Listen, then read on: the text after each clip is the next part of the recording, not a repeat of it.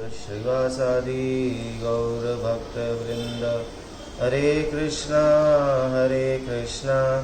कृष्णा कृष्णा हरे हरे, हरे राम राम राम हरे हरे।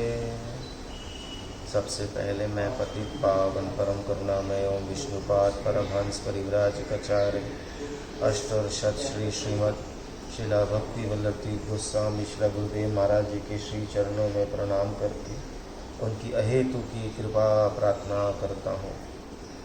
फिर अपने समस्त शिक्षा गुरुवर श्रेष्ठकर श्री राधा गोविंद प्रभु जी के श्री चरणों में प्रणाम करके उनकी अहेतु की कृपा प्रार्थना करता हूँ। फिर आप सभी उपस्थित भक्तों के चरणों में प्रणाम करके आप सभी की प्रसन्नता और कृपा प्रार्थना करता हूँ।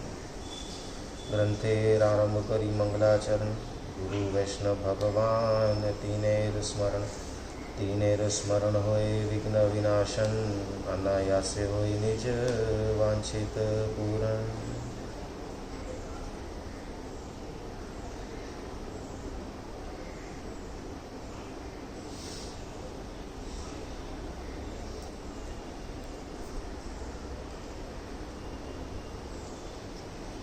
हरे कृष्ण।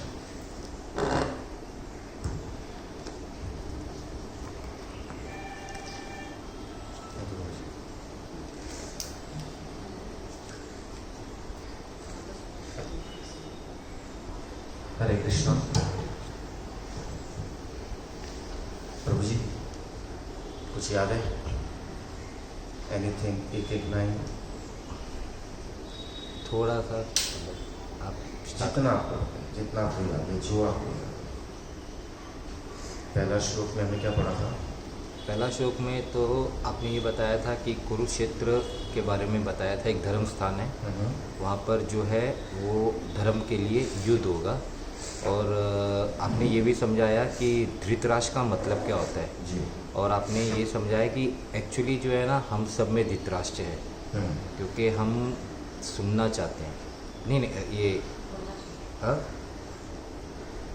जो धृतराष्ट्र के अंदर अवगुण है, हाँ, वही हमारे अंदर उसके विराजमान है।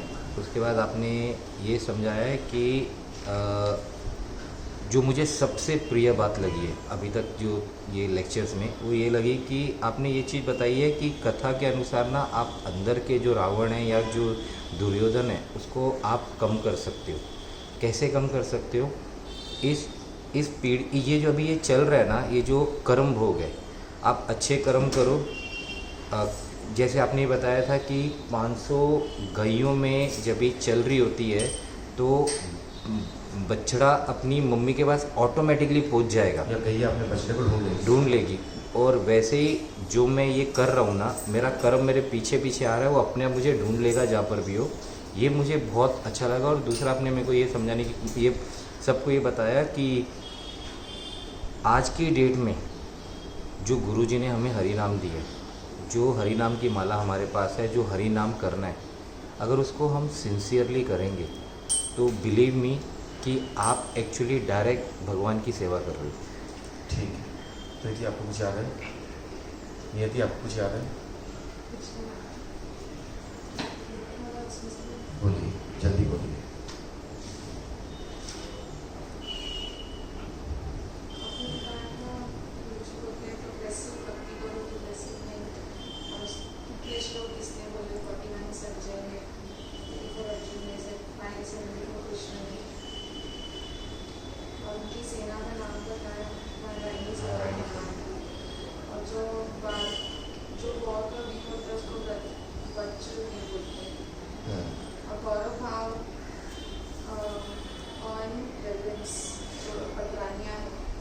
एक विष्णु भाव से भजन करते हैं और एक गौरव भाव से।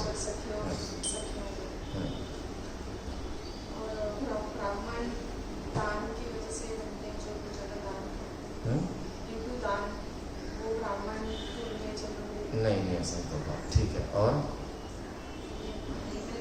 ठीक है,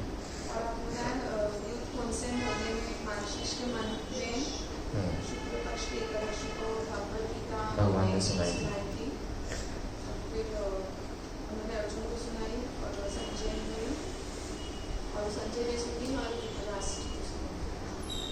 ठीक है। एक लाइन कनेक्ट नहीं कर पा रहा हूँ, लेकिन आपने ये भी कथा में बताया था आपको कभी भी ना कोई भी जिस चीज़ से दुख होता है ना वो जल्दी याद, ऐसा कुछ बताया था आपने। बताऊँगा मैं। हाँ, ऐसा था वो पॉइंट बहुत अच्छा हाँ, बेटा। ये आज ठीक है, के आप बना के ना फोटो दे दो। पीछे आप सब रिपीट करें। पश्यताम पश्यताम पश्यताम पश्यताम पांडुपुत्राणाम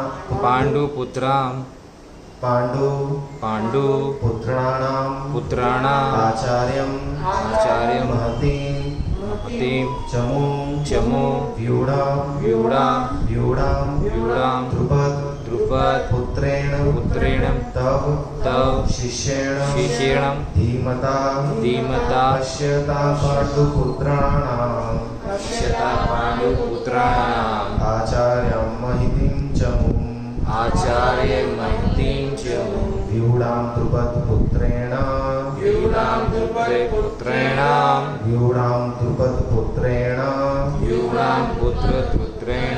तव शिष्येण धीमता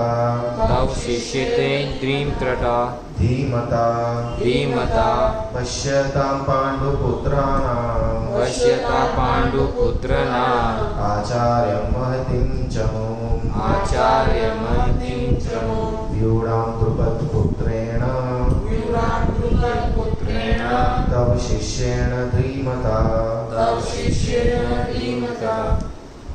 संजय ने कहा, महाराज, पांडवों की सेना और सेनानियों को व्यूह निर्माण पूर्वक खड़े देखकर राजा दुर्योधन ने द्रोणाचार्य के पास जाकर कहा, हे आचार्य, आप पांडवों के इस विशाल सेना का निरीक्षण कीजिए जो कि आपके बुद्धिमान शिष्य द्रुपद पुत्र धृष्टद्युम्न द्वारा व्यूह रचना पूर्वक खड़ी की गई है। हमने अभी तक 2 श्लोक सुने। भगवद गीता के श्लोक नंबर 1 है, श्लोक नंबर 2। श्लोक नंबर 1 में हमने ये देखा कि कैसे धृतराष्ट्र कौन है, धृतराष्ट्र का जीवन हमारे से कैसे लिंक्ड है, हमारे में ऐसी क्या कमियां हैं जो धृतराष्ट्र में थी, और धृतराष्ट्र ने ऐसा क्या किया कि हम भी अपने जीवन को सार्थक बना सकते हैं अगर हमें भी संजय जैसा कोई व्यक्ति सुनाने वाला यदि मिल जाए।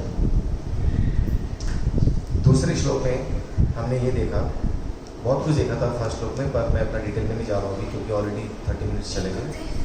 दूसरे श्लोक में हमने ये देखा कि जो दुर्योधन है और जो अर्जुन और जो धृतराष्ट्र है, दुर्योधन है और जो युधिष्ठिर है, ये दोनों अपने गुरु द्रोणाचार्य को कैसे अप्रोच करते हैं। मेन ये क्रक्स था उसका सेकंड श्लोक का कि दुर्योधन किस भाव से अपने गुरु के पास में जाते हैं और युधिष्ठिर कैसे अपने गुरुदेव के पास जाते हैं। अप्रोच एक जो है गुरुदेव को जाके आज्ञा देते हैं, वो है कौन? दुर्योधन। और जो दूसरे हैं गुरुदेव से जाके आज्ञा लेते हैं। एक वो हैं जो गुरुदेव के ऊपर अधिकार जमाते हैं, दूसरे वो हैं जो ये समझते हैं कि गुरुदेव का मेरे ऊपर पूर्ण अधिकार है, तीसरे वो हैं जो गुरुदेव के पास राजा बनकर जाते हैं। तीसरा पॉइंट ये है कि दुर्योधन जो है वो भगवान के सामने, द्रोणाचार्य के सामने राजा बनकर जाते हैं, और जो युधिष्ठिर है वो उनके सामने एक दास और शिष्य बन के जाते हैं। ये हमको समझने की ज़रूरत है, ठीक है। अब आगे चलते हैं। ये जो फर्स्ट अध्याय है ना, इसमें बहुत सारा रेफरेंस हमारे को महाभारत में से मिलेगा। थोड़ा उसको थोड़ा डिटेल में समझने की कोशिश करेंगे। जब तक हम एक एक पात्र को थोड़ा थोड़ा भी अगर नहीं समझेंगे, तब तक भगवद गीता के साथ उतना ज़्यादा हम रिलेट नहीं कर पाएंगे, ठीक है। कोशिश करेंगे कि इसको बहुत ज़्यादा टेक्निकल ना बनाया जाए, केवल उपदेश के रूप में ना कहा जाए, और ये कोशिश करेंगे कि हम ज़्यादा से ज़्यादा इसको लीला के साथ में समझाने की कोशिश करें, ताकि हम उसको अपने जीवन में समझ सकें कि हम उसको अपने जीवन में कैसे उतारना है। अब पहले श्लोक में क्या हुआ था? 2 क्वेश्चन किए थे धृतराष्ट्र। पहला क्वेश्चन उन्होंने क्या किया था कि मेरे पुत्रों ने क्या किया, ठीक है। अभी ये वो क्यों मैं कह रहा हूँ, क्योंकि तीसरे श्लोक में रिलेटेड है। जब उन्होंने ये प्रश्न किया कि मेरे पुत्रों ने क्या किया, कितने पुत्र थे उनके? 100 100 पुत्र। तो क्या संजय जो है 100 के 100 पुत्रों के बारे में बता रहे हैं वहाँ पे? नहीं बता रहे। वो केवल मात्र किसके बारे में बताते हैं वहाँ पे? दुर्योधन के बारे में। बहुत सारे वैष्णवों का ऐसा मानना है, अगर आप अलग अलग व्याख्या पढ़ेंगे ना, तो कहते हैं ये जो दुर्योधन है ना, उसके बहुत सारे मीनिंग्स निकलते हैं। कहते हैं दुर्योधन जो है ना वो साक्षात कलयुग भी है, कलयुग भी। मैंने भी कहीं भी सुना था, पर मेरा रेफरेंस मेरे पास नहीं है उसका, तो I will not able to comment on that right now. तो जो दुर्योधन है ना वो साक्षात क्या है? वो कलयुग का प्रतीक है। कलयुग का प्रतीक क्या है? कलयुग जो है, अब जो तीसरा जो ये अध्याय है ना, ये वैर पैदा करने वाला, कैसे कलयुग जो है जो वैर पैदा करता है ना उसके ऊपर है। एक एक शब्द को हम समझने की कोशिश करेंगे। कलयुग का जो वास है वो किन 4 चीजों में?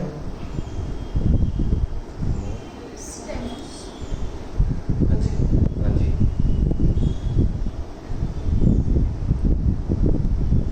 कलयुग को 4 जगह वास दिया था। कहाँ पे? 4 रेगुलेटरी प्रिंसिपल कौन से हमारे? कौन सी 4 चीजें छोड़ी हमने हरिनाम लेते समय?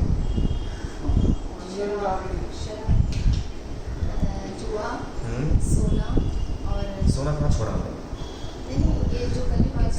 परस्त्रीगमन। हाँ, ये सिंपल है, इसको तो रट्टे मार लो कम से कम।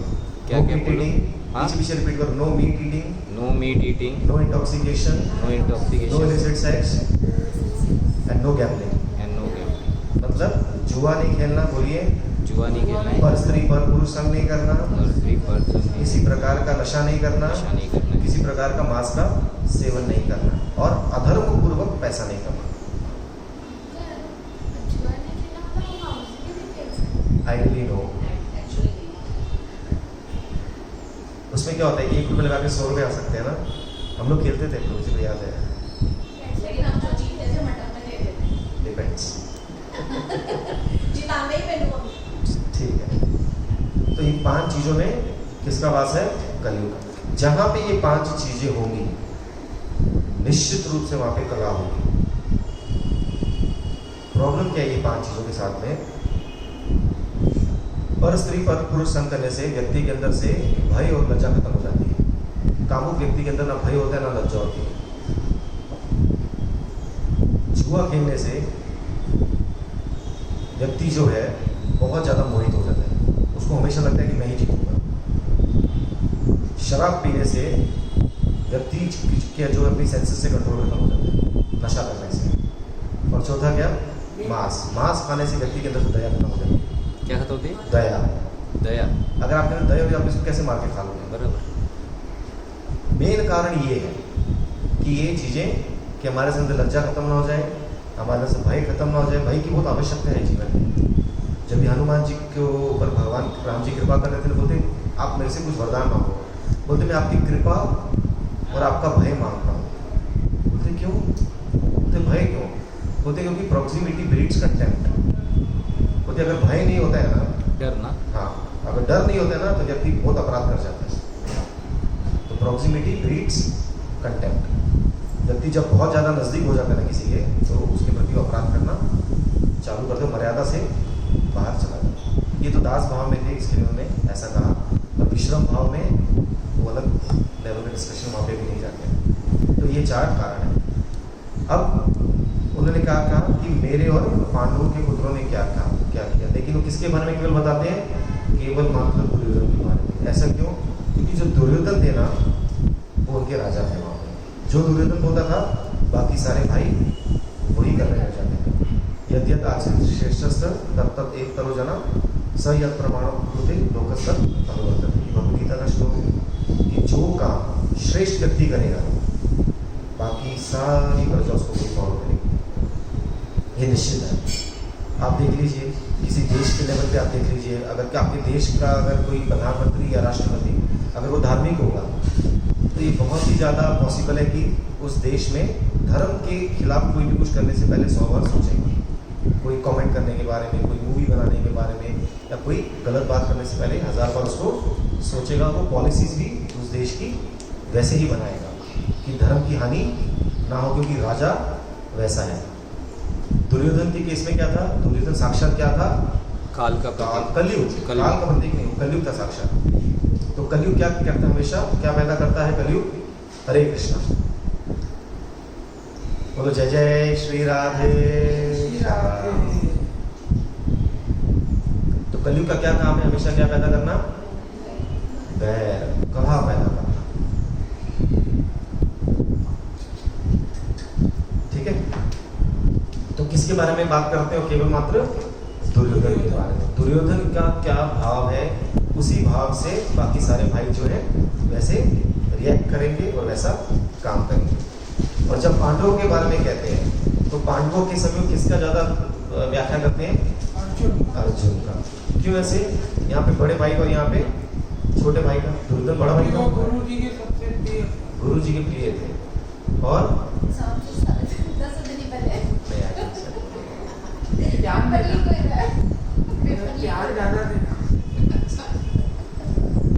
दूसरा, अर्जुन और जो भीम थे ये बहुत ज्यादा स्ट्रॉन्ग भी थे सब में से। और अर्जुन जो है ये सबसे ज्यादा द्रोणाचार्य के प्रिय थे और भगवान कृष्ण के सखा थे। क्या थे? क्या थे वो? उनके वो सखा थे। इस वजह से वो उनके बारे में ज्यादा बताते थे। पर लेकिन उतना ज्यादा नहीं बताया दोनों के बारे में। एक क्वेश्चन करने के बाद वो शांत हो गए। सबसे ज्यादा किसके बारे में बताने लग गए? भगवान कृष्ण के बारे में। कि भगवान कृष्ण अब ये कह रहे हैं, भगवान कृष्ण अब ये कह रहे हैं। क्यों ऐसे? तो कृष्ण के बारे में पूछा भी नहीं। कहते हैं अर्जुन की बहुत समझने वाली बात है। अर्जुन कौन है? भगवान का सखा है, भक्त है उनका। और जो ठाकुर जी हैं वो भी उनके सखा भी हैं और उनके एक तरीके से स्वामी भी हैं। क्योंकि यहाँ पे गौरव भाव है, विश्रम भाव नहीं है। कहते हैं अगर आप पांडवों के बारे में जानना चाहते हो, भक्त के बारे में जानना चाहते हो, तो भगवान के द्वारा ही समझना पड़ेगा। और अगर भगवान के बारे में जानना चाहते हो तो वो भक्त के द्वारा ही समझना पड़ेगा। वो एक दूसरे को हमेशा कॉम्प्लीमेंट करते हैं। भक्त की कही हुई कोई भी बात भगवान कभी भी नहीं नकारते हैं। और भगवान की कही हुई जो भी शास्त्र की बात है, भक्त कोशिश करते हैं कि उसी लाइन में वो हर काम अपने जीवन का करें। ये बात समझ में आ रही है कि कृष्ण के सब्जेक्ट मैटर के ऊपर उन्होंने क्यों बताया था? सॉरी, मैं कृष्ण ये लास्ट वाला ओके मैं फिर कह देता हूँ। सॉरी, धृतराष्ट्र ने ये पूछा ही नहीं कि कृष्ण के बारे में मुझे बताओ, मुझे खाली पांडवों के बारे में और मेरे पुत्रों के बारे में बताओ, क्योंकि वो पांडवों को अपना पुत्र नहीं मानते। ये हमने फर्स्ट श्लोक में डिटेल में सुनने समझा। पर लेकिन संजय ने ज़्यादा से ज़्यादा किसके बारे में बताया? भगवान कृष्ण के बारे में बताया।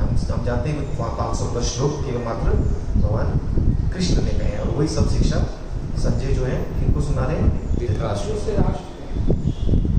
तो ये क्यों हुआ? कहते हैं अगर आप अर्जुन के बारे में जानना चाहते हो कि भक्त कैसे होते हैं, तो वो केवल मात्र आपको भगवान ही बता सकते हैं। क्योंकि भक्त कैसे? क्योंकि भक्त के बारे में जानना इतना सहज नहीं। हमको बार बार ऐसे क्यों कहा जाता है कि आपके भक्त के चरित्र को सुनो? भक्त के चरित्र को ऐसे क्यों कहा जाता है बार बार? भगवान से भी ज्यादा भक्त का चरित्र क्यों सुनना चाहिए? क्यों महाप्रभु जी ने 100 बार ध्रुव प्रहलाद जी का चरित्र सुना? क्या कारण हो सकता है? हाँ जी, भगवान क्यों कहते हैं कि ज्यादा से ज्यादा भक्त का चरित्र सुनना चाहिए?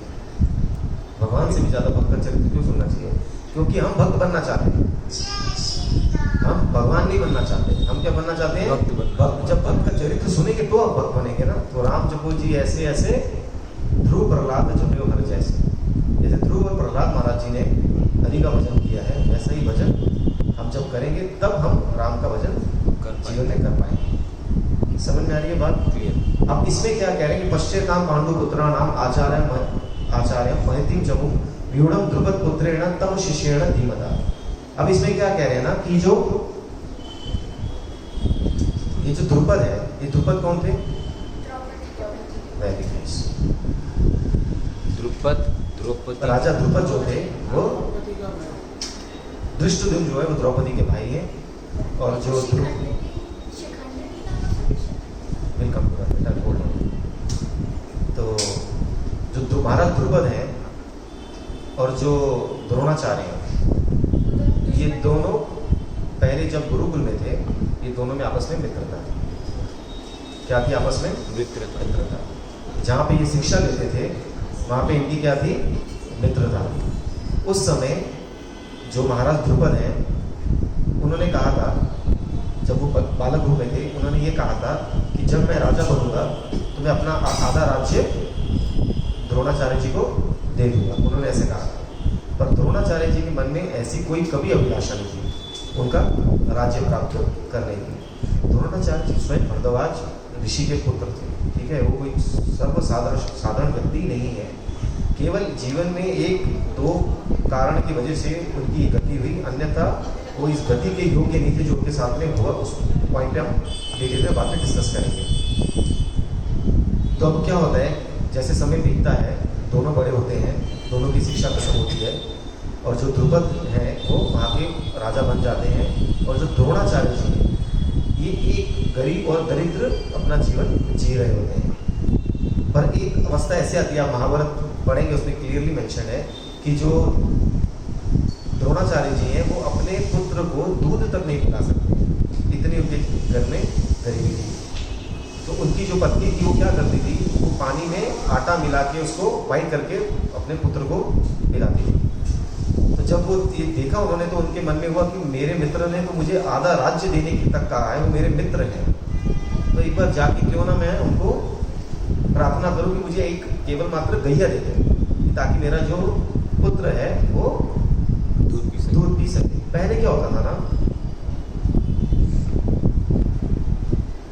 जो धन की जो गिनती होती थी ना, ये केवल मात्र सोना चांदी प्रॉपर्टी के हिसाब से नहीं होती थी। आपके पास कितना पशुधन है ना, इससे भी काउंट होता था। कुछ ज़्यादा दूर की बात नहीं है, 400-500 साल पहले ही ऐसा होगा कि बंगाल में एक व्यक्ति के अनुपात में 30 गैया होती थी। इतना बहुत था हमारे पास, हमारे देश में, केवल बंगाल की बात कर रहा हूँ। एक गैया के एक व्यक्ति के अनुपात में 30 गैया होती थी। आज वो एक भी नहीं रह गया वो अनुपात। इतना अत्याचार हुआ है। एक बार मैं, दीदी, हम लोग सब गए थे एक बार श्री धाम वृंदावन में। वहाँ पे किसी एक महाराज जी ने कहा था, बहुत काफ़ी ओल्ड थे, वो कहते थे अगर पूरे ब्रह्मांड में अगर एक गैया के ऊपर अत्याचार होगा तो पूरे ब्रह्मांड का मंगल होगा, और अगर पूरे ब्रह्मांड में अगर एक गैया की अच्छे से सेवा की जाए तो पूरे ब्रह्मांड का मंगल होगा। तो आप स्वयं देख सकते हैं कि आज गैया का क्या हाल हो रहा है। आज गैया का क्या हाल हो रहा है। हमने लास्ट टाइम ये भी सुना था हमने कि जब युधिष्ठिर का राज्य आया था उस समय 3 लोग बहुत ज़्यादा सुरक्षित हो गए थे। कौन कौन? गाय, गैया, स्त्री और बालक।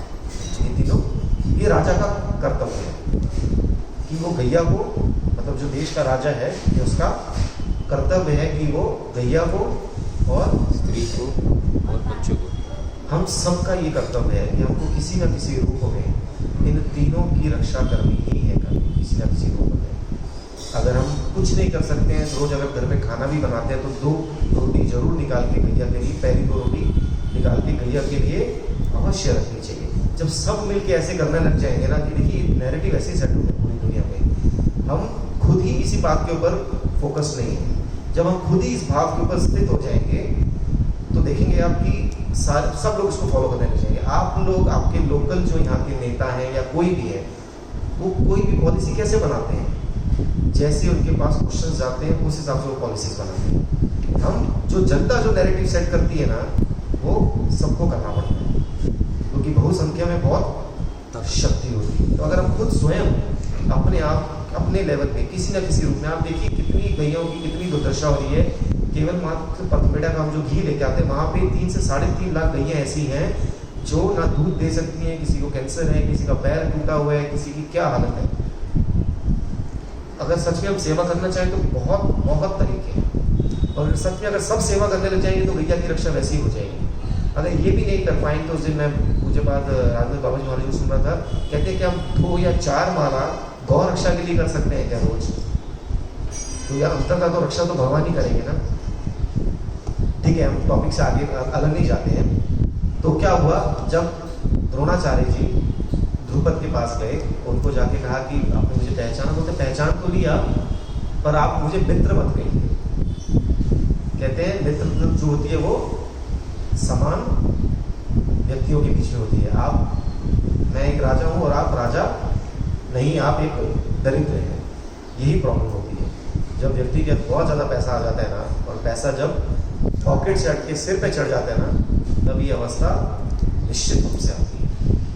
और यदि अगर पैसा गलत तरीके से कमाया हुआ हो तो और ज़्यादा ये प्रॉब्लम होती है। ये ऐसा क्यों है मैं आपको बताता हूँ। कहते हैं लक्ष्मी की उत्पत्ति कहाँ से होती है? लक्ष्मी की उत्पत्ति कहाँ से हुई है? जब समुद्र मंथन हुआ, लक्ष्मी से पहले दो चीजें और निकली थी। कौन सी? विष और मदिरा। विष किसने पान किया? भोलेनाथ जी। भोलेनाथ जी। उनका क्या नाम पड़ा? उस कथा में मैं डिटेल में भी नहीं जाता हूँ, ठीक है। और मदिरा किसने पी? राक्षसों ने पी।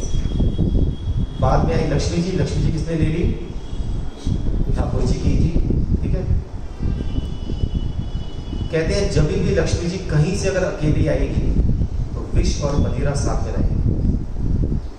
अगर लक्ष्मी अकेली आएगी तो विष और मदिरा साथ में लेके आएगी। आपके जीवन में विष घोलेगी वो और जीवन में मोह उत्पन्न करेगी। मदिरा क्या उत्पन्न करती है? आपकी सेंसेस को डल करती है, नशा, और आपके जीवन में मोह उत्पन्न करती है। और लक्ष्मी जी की सवारी क्या है? और उल्लू का चलन कैसा है? उल्लू कैसे चलता है? देखा, एकदम चंचल। इसकी लक्ष्मी जी कैसी है? एकदम चंचल। तो फिर लक्ष्मी जी कैसे आनी चाहिए? नारायण। लक्ष्मी सहस्त्र सत्संग ब्रह्मस्य वे मानो। ब्रह्मा जी कहते हैं एक नहीं, हजारों लक्ष्मियां वेट कर रही हैं किसकी सेवा करने के लिए? ठाकुर जी की सेवा करने के लिए। अगर आप लक्ष्मी जी को अपने भोग के लिए चाहते हैं तो निश्चित रूप से विष और मदिरा के साथ में ही आएंगे। इसके लिए हम लक्ष्मी पूजा नहीं करते, हम लक्ष्मी नारायण की पूजा करते हैं। उनके भाई भी कौन? भाव है कहने का, क्योंकि अगर आप उनके उत्पत्ति स्थान देखेंगे तो तीनों का उत्पत्ति स्थान तो एक ही है ना। समझ में आई ये बात? हाँ। तो जब भी लक्ष्मी जब अकेले आती है, यही तो किया था इंद्र ने क्या किया था? अपने गुरु तक को लात मार दी थी उन्होंने। यही तो ये कर रहे हैं यहाँ पे दुर्योधन। क्या कर रहा है वो? गुरु की अवज्ञा तो कर रहा है। गुरु ने तो उनको मना ही किया था ना, युद्ध नहीं करना है।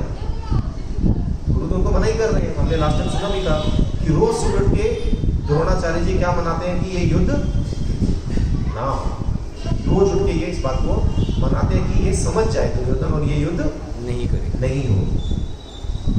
तो जब उन्होंने गैया मांगी तो उन्होंने एक गैया तक दी। तो बाद में क्या हुआ?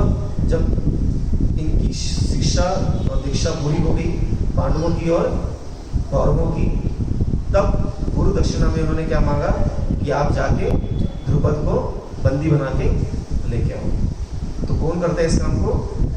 अर्जुन। ये कैसी बात हुई? एक जगह वो राज्य नहीं चाहते हैं और एक जगह मन में वैर लेके बैठ गए, है ना। ये पैराडॉक्स कहाँ से आ गया इसमें? ये अंतर्द्वंद कहाँ से आ गया? इसको समझेंगे मानव से, ठीक है। तो जब अर्जुन गए, अर्जुन ने उनको हराया, उनको हरा के बंदी बना के लेके आए। तब द्रोणाचार्य जी को क्या कहते हैं कि आपने मुझसे कहा था कि जो मित्रता है वो किसमें होती है? समान व्यक्तियों में होती है। तो अब मैं आपका आधा राज्य लेता हूँ, वो अपने पुत्र को देता हूँ, और अब से आप और हम क्या हो गए? मित्र हो गए। पर वो तो क्षत्रिय थे। क्षत्रिय व्यक्ति बहुत जल्दी अपमान को नहीं भूलता। तो उन्होंने क्या कहा कि मैं क्या करूँगा?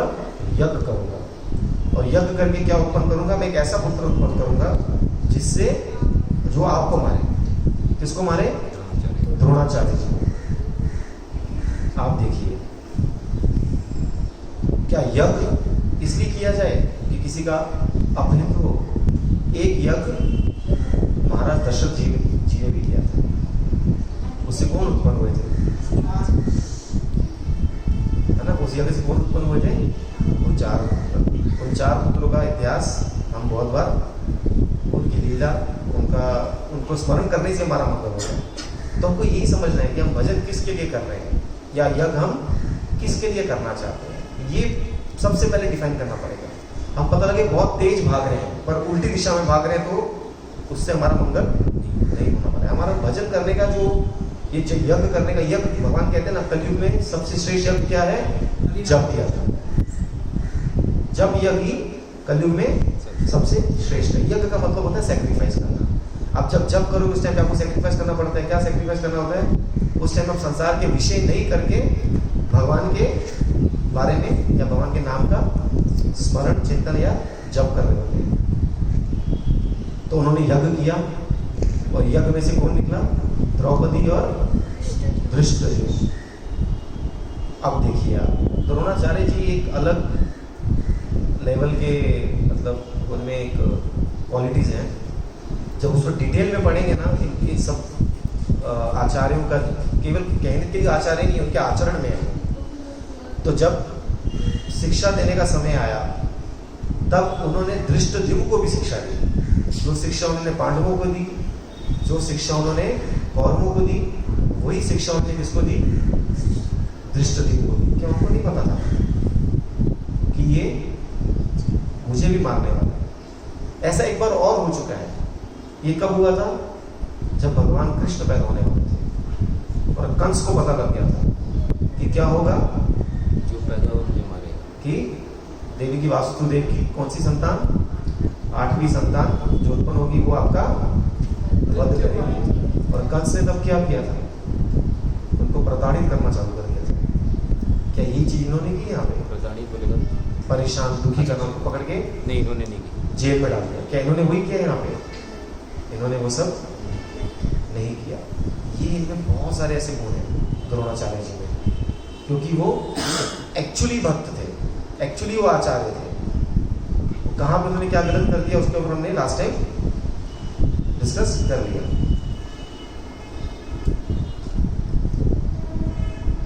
आप देखिए हमारे प्रभुपाद जी जो है, प्रभुपाद जी की ना बहुत सारी शिक्षाएं हैं। उसमें से एक शिक्षा ये भी है कि what is the best I can do for my worst enemy, कि जो मेरा सबसे गंदे से गंदा दुश्मन है उसका मैं सबसे अच्छे से अच्छा कैसे मंगल कर सकता हूँ। आप समझ रहे हैं कहाँ हमारे को गौरी वैष्णव लेके जाना चाहते हैं? क्या द्रोणाचार्य जी के जीवन में दिख नहीं रहा? तो करके दिखा रहे हैं ना। उनको पता है ये सिखाऊंगा, ये कल मुझे ही मार देगा। उन्होंने देश मात्र की शिक्षा उनको देने में मन में उनके कभी भी नहीं आया कि इसको नहीं देनी है। So what is the best I can do for my worst enemy. कैसे हमारे प्रभुपाद जी।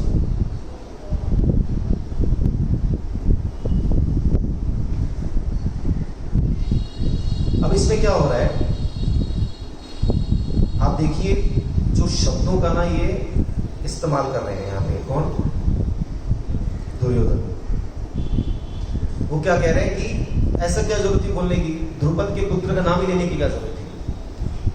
वो ना उनको ये बताना चाह रहे हैं कि आप कितने मंद बुद्धि हो। ऐसा शब्द यूज किया गया इसमें।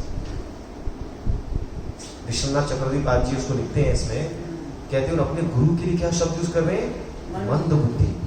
आप सोचिए प्रभु जी, अपने गुरुदेव के लिए ऐसे शब्दों का उच्चारण करना क्यों? मंद बुद्धि क्यों है? कहते हैं आपको पता था कि ये आपको मारने वाला है, फिर भी आपने उसको ये शिक्षा दी। तो ऐसा क्यों किया उन्होंने? देखिए ये फर्क है। और दूसरा क्या इसमें ये समझ में आता है कि जो दुर्योधन है ना, वो यहाँ पे राजनीति का पालन कर रहा है, राजनीति करने की कोशिश कर रहा है। राजनीति के ना, हाँ, राजनीति 4 तरीके से मुख्यतः की जाती है: साम, दाम, दंड और भेद। साम में क्या होता है ना, एक समान लेवल पे लेके आते हैं, दोनों को शिक्षा दी जाती है, भाई ऐसा मत करो, ऐसा कर लो, लेट्स सॉर्ट इट आउट, है ना।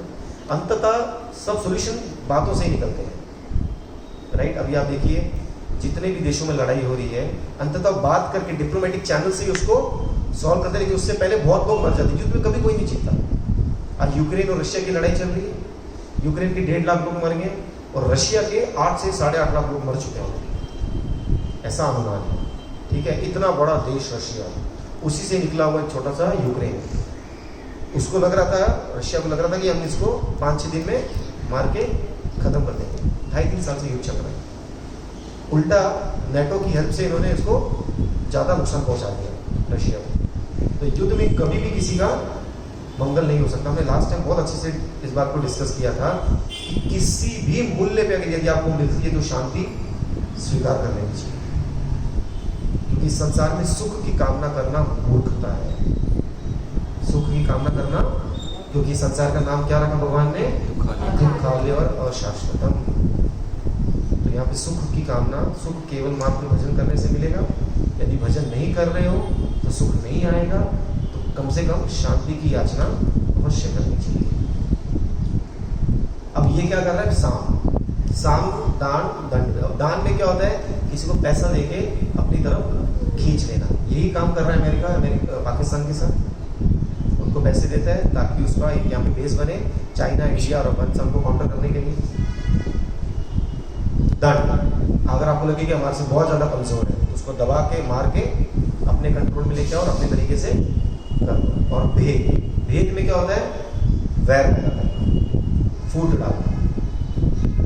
अब यहाँ पे यही कोशिश कर रहा है भेद डालने की। कौन? दुर्योधन। और यही काम कौन करता है? बार बार कलयुग करता है। वो क्या करता है? क्यों इतने परिवार अलग हो जाते हैं? क्यों आज भारतवर्ष में भी इतनी न्यूक्लियर फैमिलीज बन रही है? क्या कारण है? इसी की वजह से। कोई किसी को सहन नहीं कर पा रहा, किसी के अंदर किसी प्रकार की टॉलरेंस नहीं है। न्यूक्लियर फैमिली छोड़ दो, हस्बैंड वाइफ को, वाइफ हस्बैंड को, बच्चे को, कोई किसी को टॉलरेट ही नहीं कर पा रहा। यदि आप में, प्रभुपाद जी कहते हैं, यदि आप में टॉलरेंस नहीं है तो आपकी स्पिरिचुअल लाइफ, आपकी फिजिकल लाइफ, आपकी इकोनॉमिकल लाइफ, आपकी इमोशनल लाइफ, आपकी ऑफिशियल लाइफ, कुछ भी अच्छे से नहीं चल सकती अगर आप में टॉलरेंस नहीं है। बाकी भजन तो छोड़ ही दो, अगर आप में टॉलरेंस नहीं है तो ये टॉलरेंस आएगा कैसे? कौन सा श्लोक है? तृणादपि सुनिचेन अमानी न मान देना। ठीक है, इसमें क्या कहा गया है कि तृण से अधिक अपने आप को छोटा समझना, पेड़ से अधिक अपने आप को सहनशील बनाना, हमेशा मान देना और मान की कामना नहीं करना। ये चार चीजें अगर कोई करेगा तो वो हमेशा कीर्तन कर सकेगा। इसको पूज्य भक्ति महाराज जी कहते हैं, if A is equal to B then B is also equal to A ना। तो अगर कीर्तन ये सदाहरी यदि कोई करेगा तो ये चार चीजें उसमें निश्चित रूप से आ जाएंगी। समझ में आ रही है बात? अगर कोई नित्य कीर्तन करेगा तो ये चार गुण उसमें आने ही आने हैं। जैसे कोई अगर धर्म का पालन करता है तो उसको तीन चीजें निश्चित रूप से मिलती हैं। कौन सी? बुद्धि, कीर्ति और सद्गति। कोई अगर केवल धर्म का पालन कर ले, परम धर्म को छोड़ दो। बुद्धि क्या होती है? बहुत पैसा। कीर्ति मतलब उसका बहुत नाम होता है, और अंततः उसकी सद्गति होती है, वो स्वर्ग की तरफ जाता है। ये केवल मात्र धर्म का पालन। जैसे आप देखिए, क्या समुद्र को पानी की जरूरत है?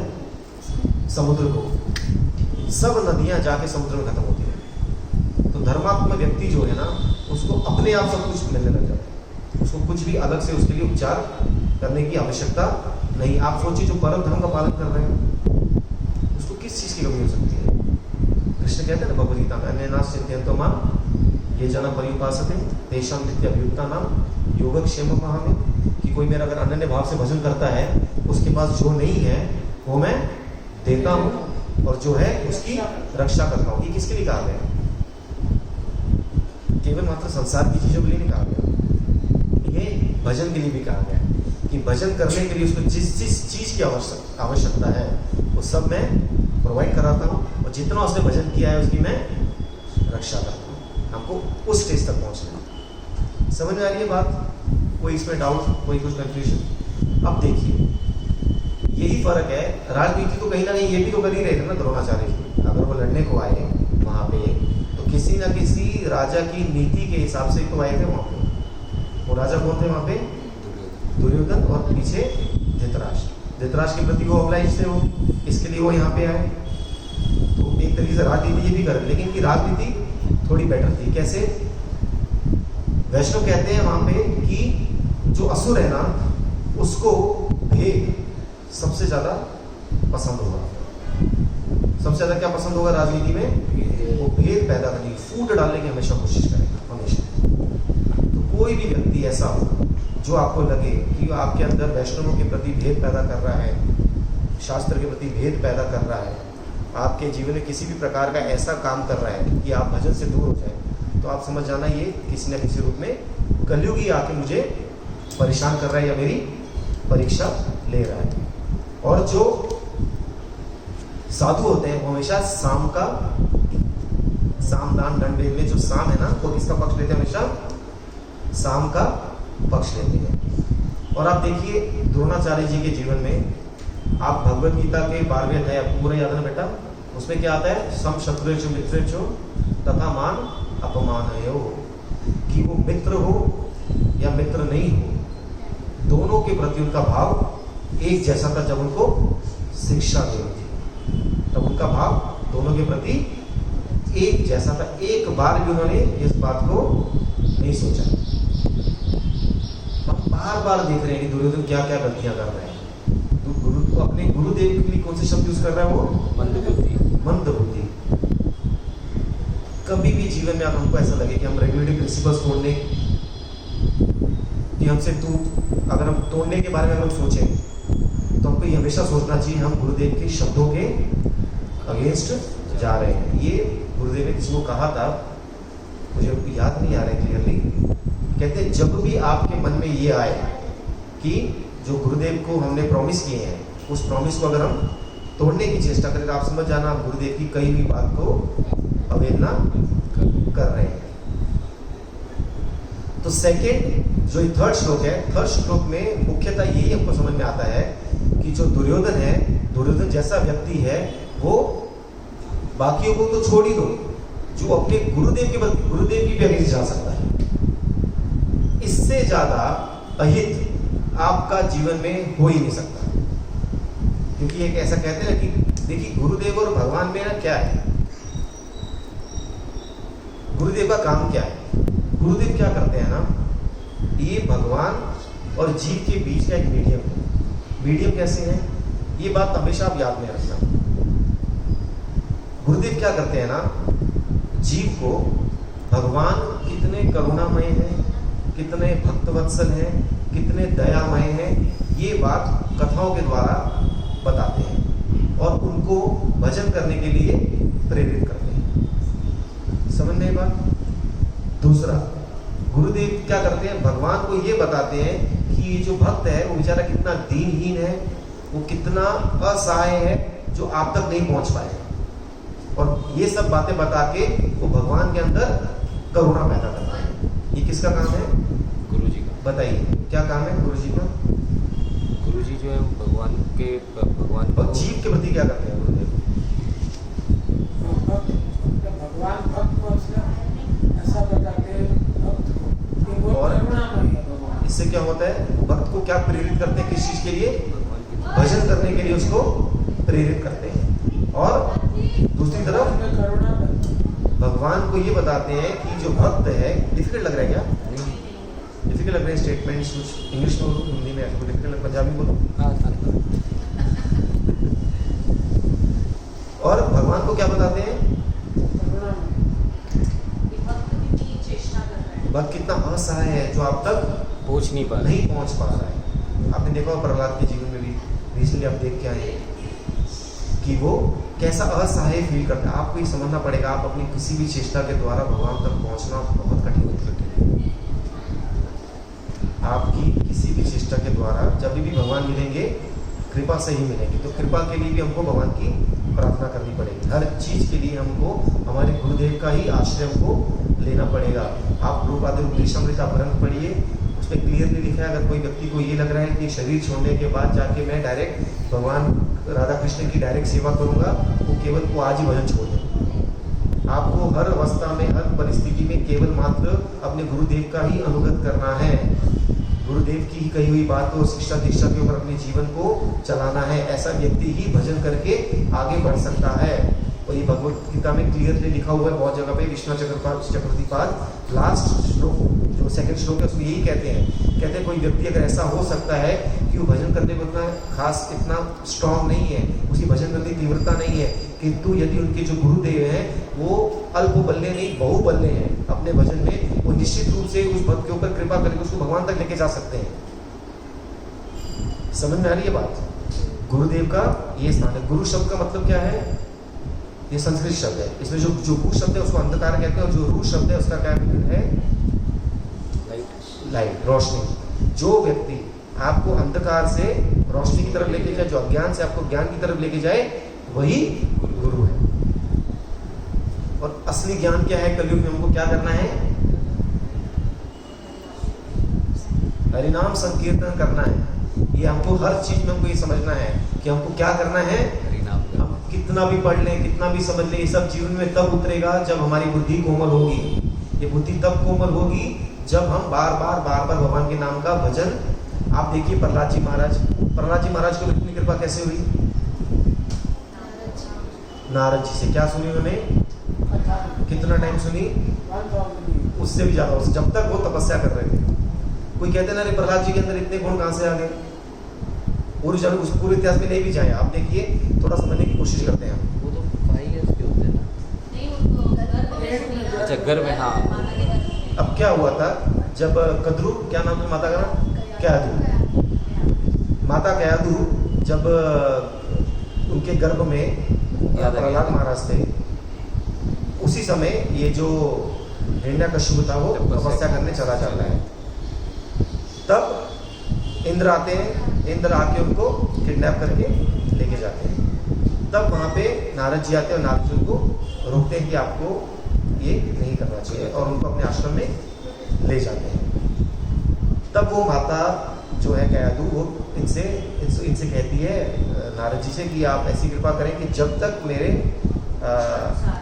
पति नहीं आते हैं तपस्या करके, तब तक जो मेरा संतान है वो पैदा ना हो। ठीक है? कितने वर्ष तपस्या की थी उन्होंने?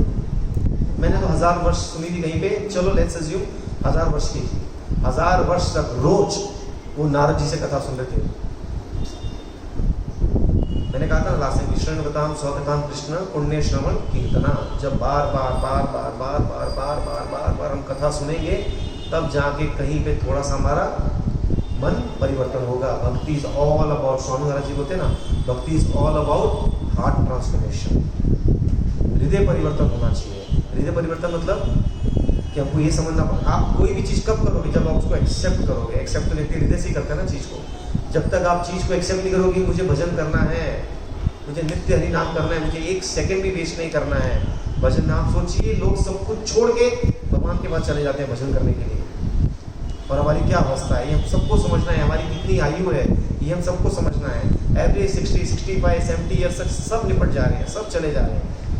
हमारी कितनी आयु होगी है, उसमें से भी बची आयु से कितना समय सो के निकल जाएगा, कितना हॉस्पिटल में चक्कर खाते हुए शायद निकल जाएगा। समय कहाँ है भजन करने के लिए हमारे पास में? उसमें भी यदि हम समय कंटिन्यूस वेस्ट करते रहे, हरि नाम ना करें, नाम के प्रति रुचि अगर उत्पन्न नहीं होगी, तो बार इस संसार में आना पड़ेगा, और वही गलतियां करनी पड़ेगी जो दुर्योधन कर रहे हैं। वही सब हम बार हम सब करते रहेंगे। तो ये बार हमारे से होगा। Please understand this. आप ये मत सोचिए कि काम, क्रोध, लोभ, मोह, मद मत्सरी बहुत इजीली छूट जाएगा हमारे से। बार गलतियां कर ही रहे हैं ना हम लोग, तो कि नहीं कर रहे हैं? बार क्रोध आ रहे कि नहीं आ रहे? लोभ आ रहे कि नहीं आ रहे? जीवन मोह हो रहे कि नहीं हो रहे? हो ही रहे ना। बचपन सारा खेल कूद में चला गया, जवानी कमाने में चली जा रही है, बुढ़ापा हॉस्पिटल में चला जाएगा। कब करेंगे हरि नाम? कब करेंगे? मैंने आपको कहा ना कि हरि नाम आपकी मसल मेमोरी में चला जाना चाहिए। भजन करना आपकी मसल मेमोरी में जाना चाहिए, आपका अभ्यास बनना चाहिए कि मेरे को भजन करना है। जब तक हम श्रेष्ठ संग नहीं करेंगे, तब तक ये चीजें हमारे जीवन में नहीं उतरेंगी। तब तक हम केवल मात्र दुर्योधन वाले आचरण अपने जीवन में करते रहेंगे। प्रहलाद और ध्रुव महाराज जी का कोई आचरण हमारे जीवन में नहीं आएगा। ये लोभ पैदा करना पड़ेगा। वो क्या है श्लोक? चैतन्य भागवत का, चैतन्य चैतामृत का, तथापि लौल्यम एकम मूल्यम। उसके पहले क्या है? कोटि जन्म सुकृते ना लभते थे। कहते हो एक लोभ ही है। जब तक ये लोभ पैदा नहीं होगा आपके अंदर भजन करने का, तो लोभ पैदा कैसे होगा? कथा सुनने से, या जो लोभी है उसका संग करने से। जैसा आप संग करोगे वैसे आप बन जाओगे। यदि आप 5 इंटेलिजेंट लोगों का संग करोगे तो 6ठे आप होंगे, और यदि 5 मूर्खों का संग करोगे और 5 भक्तों का संग करोगे इसलिए 6 गोस्वामी थे ना, षड गोस्वामी हमारे, है ना। तो ये डिसाइड हमको करना। हमारे गुरुजी हमेशा कहते थे ना इस बात को कि यदि आपको किसी व्यक्ति को जानना है और उसको आप कभी मिले भी नहीं हो तो आपको क्या करना पड़ेगा? You just have to understand the company he keeps. वो कैसी संगत में है इससे आपको पता चल जाए। You have to be very conscious कि आपको किसका संग करना है। आपका संग ही आपको डिफाइन करेगा आगे जाके। कथा को विश्राम करते हैं यहाँ पे। चौथा जो श्लोक है, अभी आरती का समय करना है, ठीक है। बताइए कोई क्वेश्चंस, कोई कमेंट्स? थर्ड श्लोक हो गया। प्रहलाद महाराज जी की नारद जी स्वयं गुरु थे। और उनका नाम नारद क्यों पड़ा था? नारद जी का नाम नारद क्यों है? उनके द्वारा कही हुई कोई भी बात रद्द नहीं होती थी, ना रद्द। जो कहते थे वो होता था, है ना। गुरु मुख पद्म वाक्या चित्त ते खोया। जो गुरु जी ने बोल दिया उस बात को कभी रद्द नहीं करना है, वो करना ही करना है। आप ना करियो मने आशा। नेक्स्ट क्वेश्चन प्रभु जी, आपने कुछ पूछा था कि जो ब्राह्मण है, कि हमने लास्ट टाइम डिस्कस किया था कि जो 4 वर्ण है, कौन से? ब्राह्मण, शत्रु, क्षत्रिय, वैश्य और शूद्र। इसको सिंपल तरीके से हमने कैसे समझा था? कहते हैं ब्राह्मण वो है जिनका घर कैसे, देखिए इसके बहुत सारे डेफिनेशन है, मैं खाली यही डेफिनेशन दे रहा हूँ। जो ब्रह्म में रमण करे वो ब्राह्मण है। जो ब्रह्म को जानता है वो ब्रह्म, मतलब जो भगवान को जानता है वो ब्राह्मण है, ठीक है। इंग्लिश में ब्राह्मण का अगर डेफिनेशन जो मीनिंग देखोगे, अ लर्नेड पर्सन इज अ ब्राह्मण। जिसने पढ़ा हुआ है, समझा, वो ब्राह्मण है। और एक और दूसरे तरीके से अगर सिंपल तरीके से समझेंगे, कहते ब्राह्मण कौन है?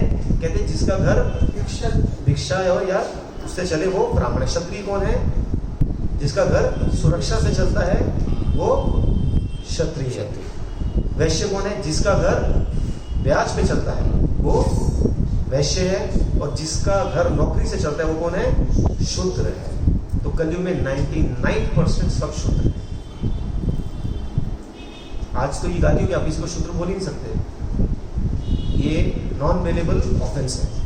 आप किसी को भी जाति सूचक शब्द कह ही नहीं सकते। लेकिन ये भगवद गीता इस बात किसको अलग तरीके से कहती है? कहती है जो वर्ण और जो आश्रम है ना, ये जन्म के हिसाब से सनातन धर्म इसको नहीं मानता। इसको हम कैसे मानते हैं? चतुर्वर्ण, बोलिए चतुर्वर्ण, मह्य सृष्टम गुण कर्म विभागशः।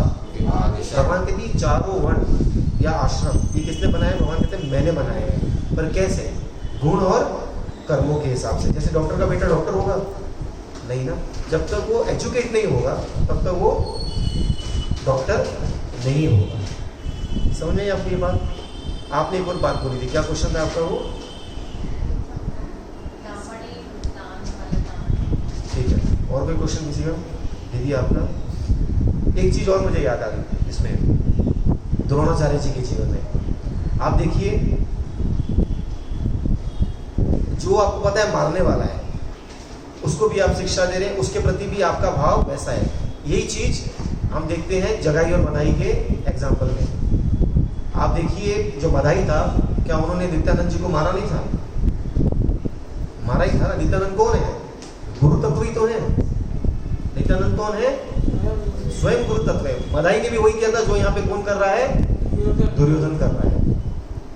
जब तक हम लीला के द्वारा भगवद गीता को नहीं सुनेंगे तो हम बिल्कुल भूल जाएंगे कई भी बातें। पर लेकिन क्या नित्यानंद जी ने उनका अपराध दिया? मार खे प्रेम दे ए मन दयालु नहीं है। बोलिए।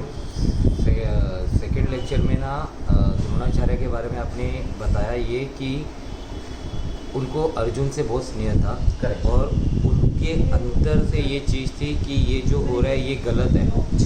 तभी आपने धर्म और परम धर्म, उन्होंने धर्म का साथ लिया, परम धर्म के बारे में नहीं सोचा। करेक्ट। एक ही व्यक्ति जिसने धर्म का साथ नहीं दिया, परम धर्म का साथ नहीं दिया और इस तरफ आ गए, और वही व्यक्ति का आचरण ऐसा है कि उसको मालूम है कि ये मेरा काल है, यही मेरी मृत्यु का कारण होने वाला है, लेकिन उसको शिक्षा दी उन्होंने।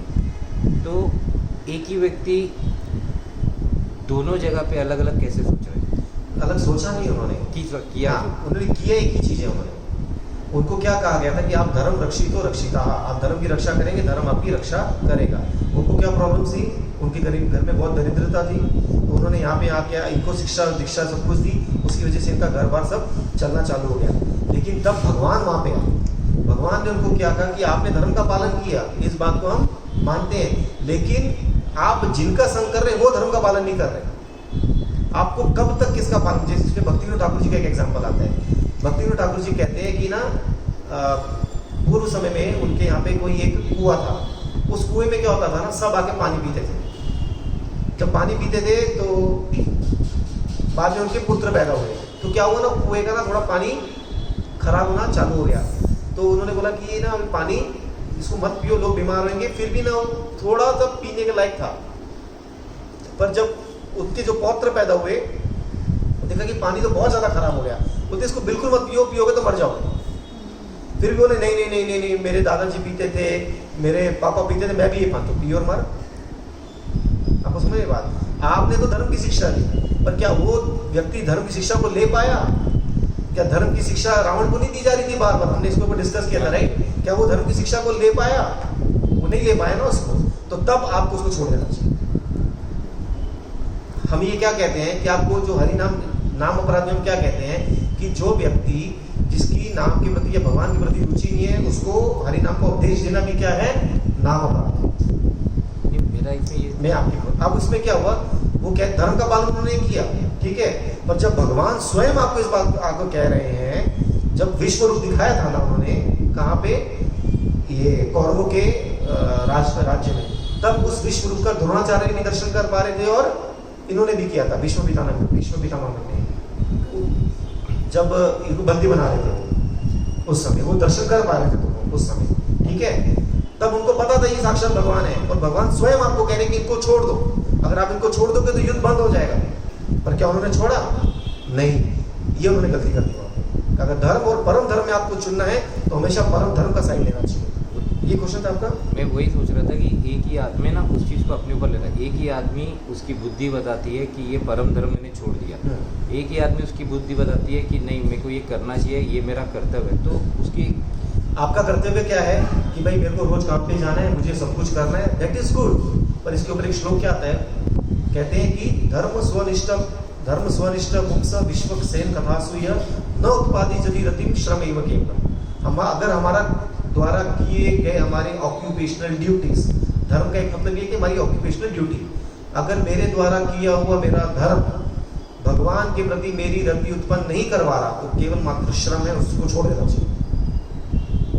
धर्म स्वनिष्ठ, आप उस धर्म में शूद्र के हिसाब से, अगर मेरा धर्म है कि मैं नौकरी करूंगा, अगर वो कर्म करने के बाद उसके द्वारा अर्जित रिसोर्सेज मैं भगवान की सेवा में नहीं लगा पा रहा हूँ, और उसकी वजह से मेरी भगवान के प्रति रति उत्पन्न नहीं हो रही है, प्रेम उत्पन्न नहीं हो रहा है, भक्ति उत्पन्न नहीं हो रहा है, मैं नाम नहीं कर पा रहा हूँ, मैं इतना बिजी हो गया कि मुझे हरिनाम करने का भी समय नहीं है, तो धर्म को छोड़ देना चाहिए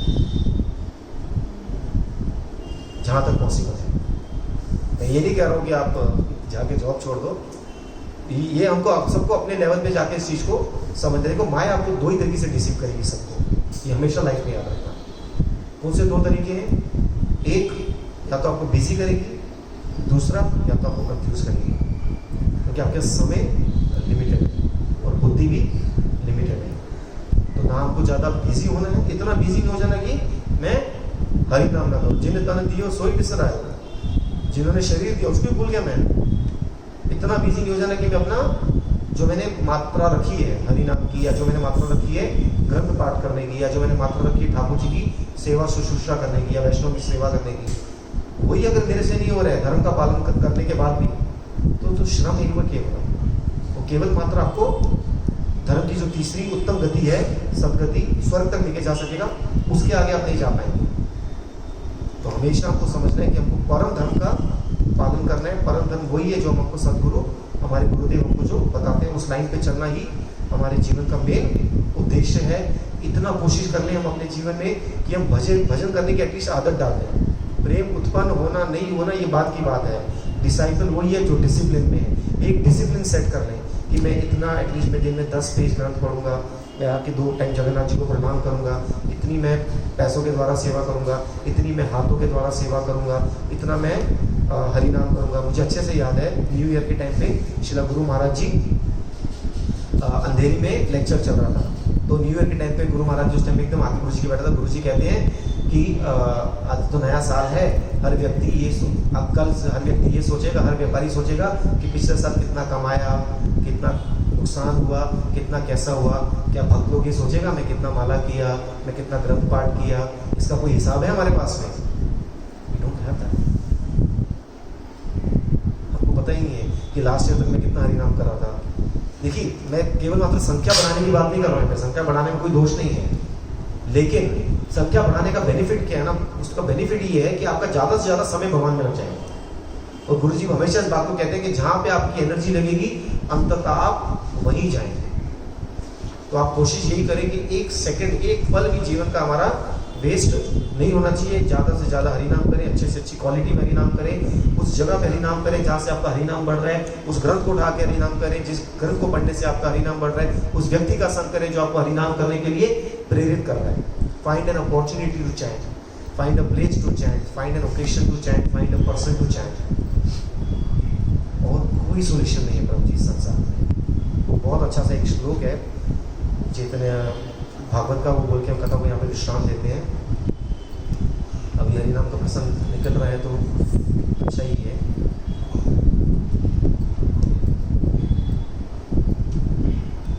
एक सेकेंड।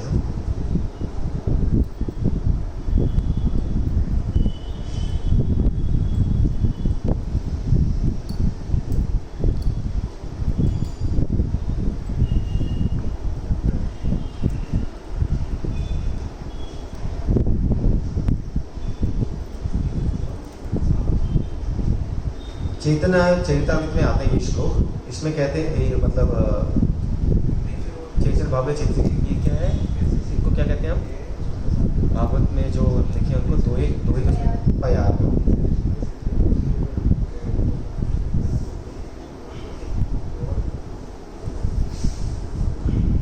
हरे नाम इव केवलम कलो नास्तेव गतिरन्यथा। इसके ऊपर कृष्णदास कविराज गोस्वामी जी मतलब चैतन्य चरितामृत कहते हैं कि कली काले नाम रूपे कृष्ण अवतार, नाम होते हुए सर्व जगत निसार। कहते हैं कलयुग में क्या है, in the age of Kali the supreme lord Shri Krishna has incarnated as the holy name, it is through the holy name that the whole world is delivered. कहते हैं कलयुग में भगवान ने नाम रूप में अवतार लिया हुआ है और हरिनाम करने से ही पूरे ब्रह्मांड का उद्धार होगा। धारणे लागे हरे नाम उक्ति 3 बार। कहते पूरी दृढ़ता से 3 बार कहा गया। कितनी बार कहा गया? हरे नाम हरे नाम हरे नाम।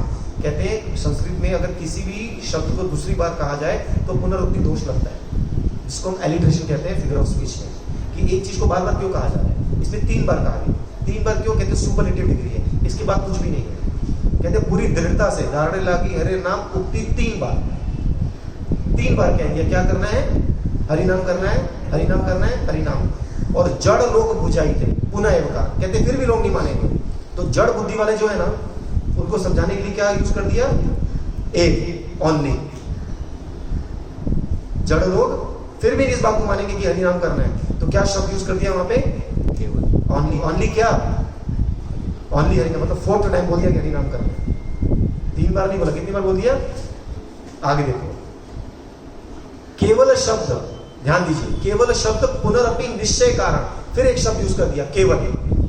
केवल मतलब फिर बोल दिया, 5वीं बार बोल दिया कि क्या करना है हमको? पुनरअपि। फिर लिख दिया कि केवल शब्द पुनरअपि निश्चय कारण, निश्चित रूप से कह रहे हैं कि आपको क्या करना पड़ेगा? हरिनाम करना पड़ेगा। और फिर लास्ट में क्या कह दिया? ज्ञान योग तप आदि नहीं निवारण। ज्ञान से मिलेंगे? नहीं मिलेंगे। योग कर लूं मैं, योग से भी नहीं मिलेंगे। तप कर लो, तप से भी नहीं मिलेंगे। पहले 4 बार बोला केवल शब्द यूज करके, 5वीं बार फिर बोल दिया ज्ञान से मिलेंगे? नहीं मिलेंगे। क्या करना पड़ेगा? हरिनाम कर। 6th टाइम बोल दिया। योग से मिलेंगे? नहीं। 7th टाइम बोल दिया। तप से मिलेंगे? 8 बार बोल दिया। क्या करना पड़ेगा? हरिनाम।